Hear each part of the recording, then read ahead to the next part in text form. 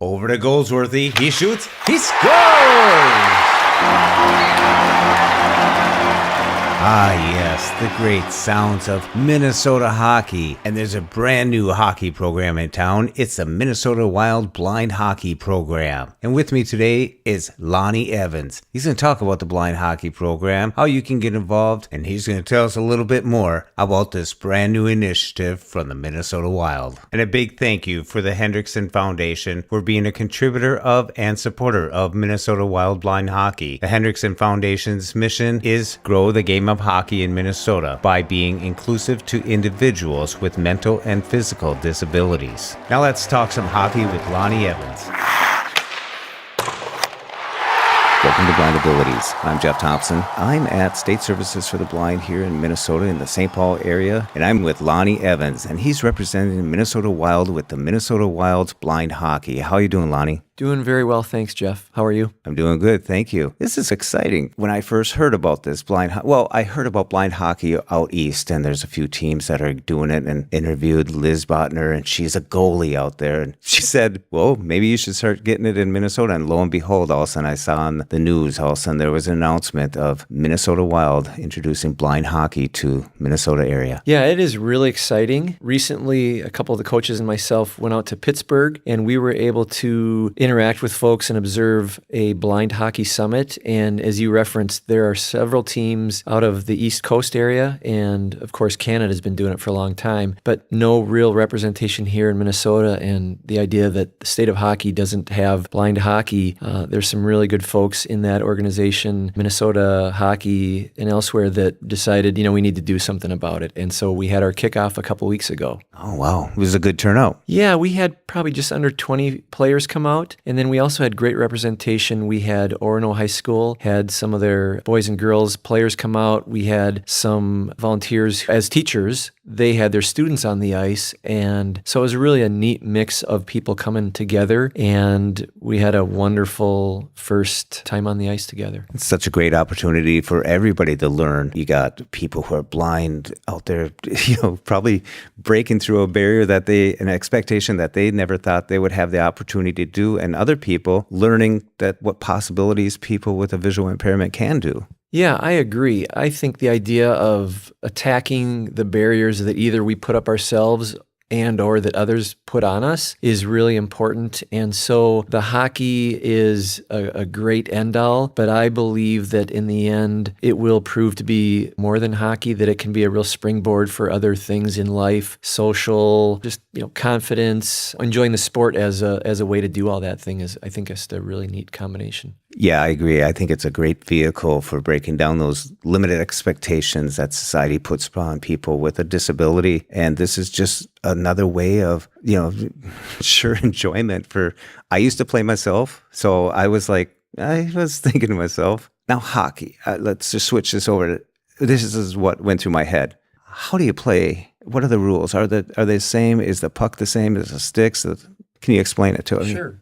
Yeah, no, those are great questions, and I think those are probably questions that most people have. There are very few modifications on the higher end of play, I would say. One of the modifications is that the net is at 3 feet versus 4 feet high. All of the players have up to 10% vision or less. So the players can have up to 10% vision and still qualify to skate with blind hockey. Some have zero vision and then somewhere in between there, and that's going to somewhat dictate play as well. So the forwards can have up to 10% vision, whereas goalies have zero vision. Another modification is that there needs to be at least one pass in the offensive zone. So you couldn't skate from behind your net, bring it all the way up and shoot on the goalie. Once you cross that blue line, you have to make at least one pass. Another distinction is the puck is quite a bit bigger. It's metal, and there are BBs inside that generate noise as it's moving and being hit and shot and that type of thing. It doesn't make noise the entire path, so sometimes it's really difficult for players to pick up on that. I do believe, from what I hear, that they are continuing to work on a puck to make sure that the sound is being produced throughout the time it's being used. But in general, there aren't a lot of modifications. And I suppose that pass really helps the goalie, because if someone comes in, they might just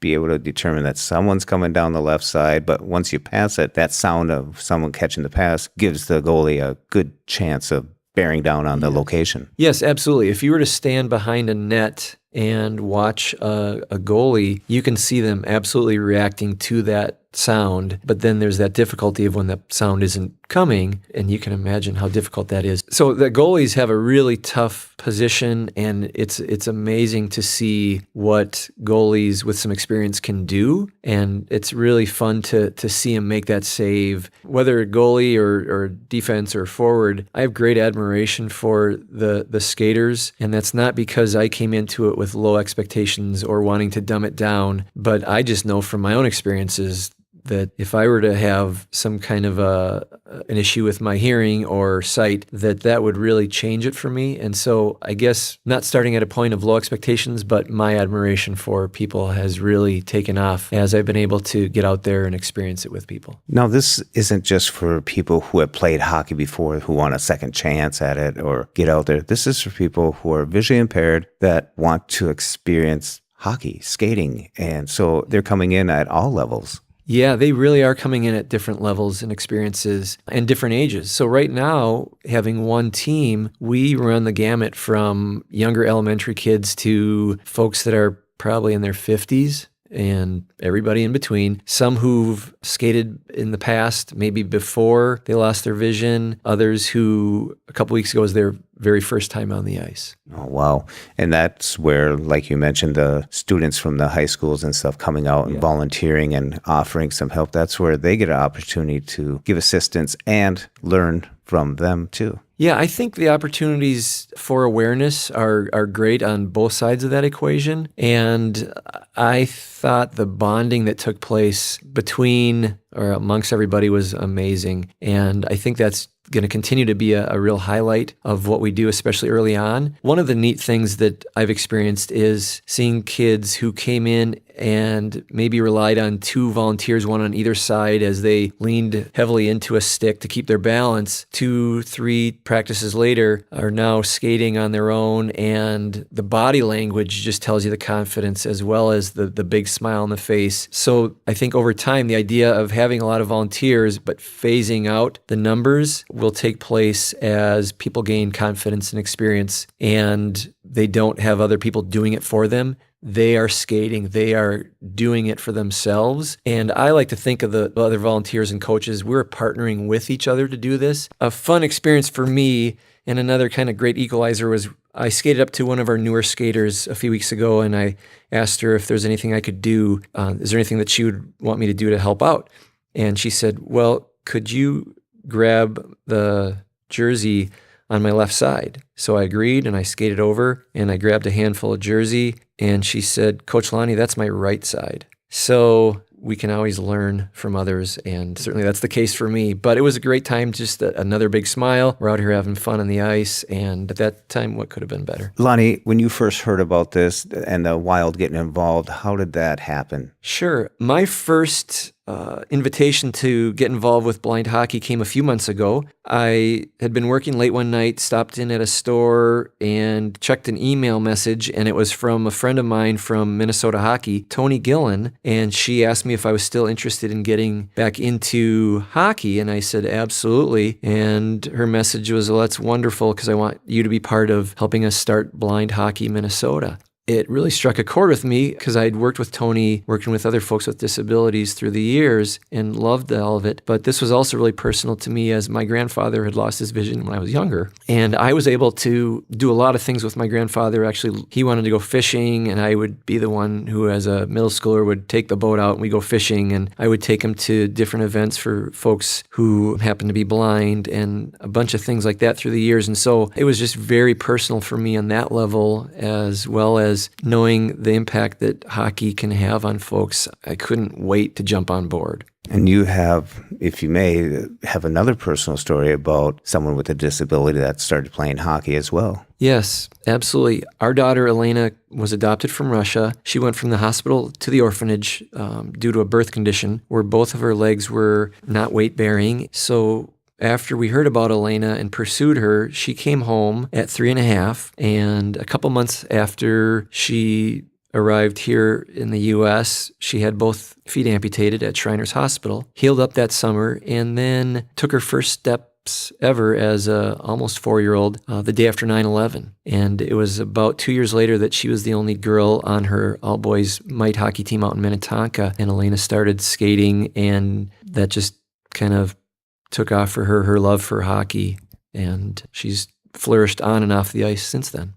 Surrounding someone with high expectations, role models, her brothers and stuff like that probably helped a lot. Absolutely. She would have therapy regularly at Shriners Hospital, but I think probably some of the most impactful therapy for her was trying to keep up with her brothers who were just a couple months younger or a year and a half older. And that really was a normalizing type of experience for her. It absolutely ramped up the expectations. It absolutely ramped up the level of confidence that she can do things. She was very motivated. And so all that really helped her out. Even, for example, when she was playing hockey, the idea that she had to carry her own hockey bag made her more part of what was going on, and she wasn't treated with kid gloves, but had the same expectations as everybody else. And I think we've been able to apply that in a lot of different areas. There's no doubt that she's been able to do some, wonderful things, but we're not surprised by that. We expected that for her and from her and wanted that for her. And that's a great success story in itself, and it's continuing. And just like this hockey opportunity, blind hockey from the Minnesota Wild being an opportunity to people to show up, get going on something, and, break down those barriers, as we first started out by talking about the barriers that we think are in front of us or people think are in front of them. And that's where all those low expectations come. So I think it's a great opportunity for people to get involved in it, whether you're a volunteer or whether you're putting on the skates. It may have been a while since you put them on, but it's an opportunity to actually get to know people, communicate, share ideas, and probably develop friendships in the long run too, networks. Yeah, absolutely. I think the benefits or the fruit of skating for the Minnesota Wild Blind Hockey Program is already happening, and we're seeing some really neat things take place right now. But I'm confident that that'll continue on, and probably in ways that we can't even anticipate as an organization or individually. The feedback has been really positive. I think people are really grateful for this opportunity. It's just really fun to hear the excitement that kids and adults and parents and guardians have for this whole thing. And as if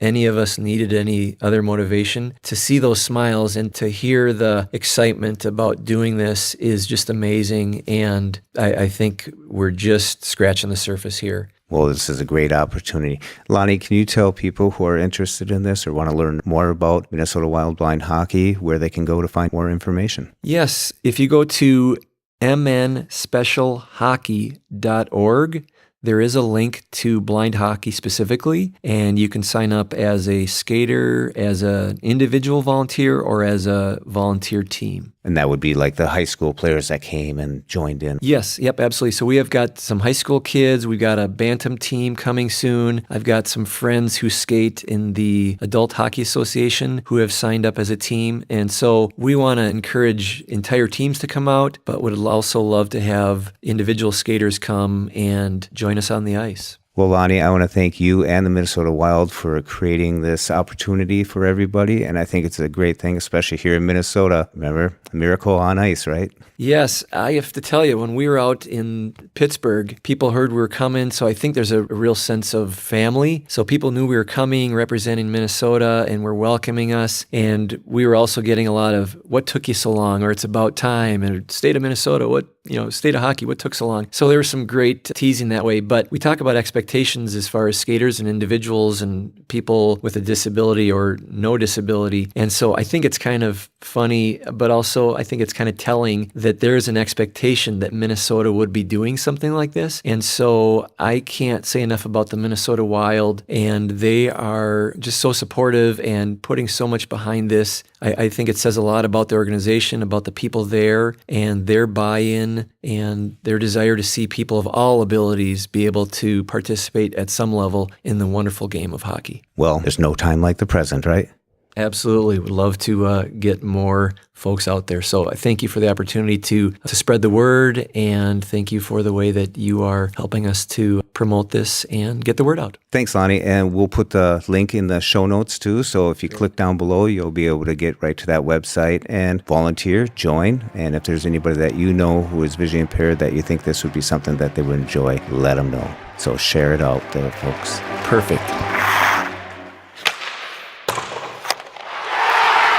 Great having Lonny in the studio. Be sure to check out the website at mnspecialhockey.org. Thank you for listening. We hope you enjoyed. And until next time, bye-bye. When we share what we see through each other's eyes, we can then begin to bridge the gap between the limited expectations and the realities of blind abilities. The realities of blind abilities. For more podcasts with a blindness perspective, check us out on the web at www.blindabilities.com, on Twitter at blindabilities. Download our app from the App Store, blindabilities, that's 2 words, or send us an email at info@blindabilities.com. Thanks for listening.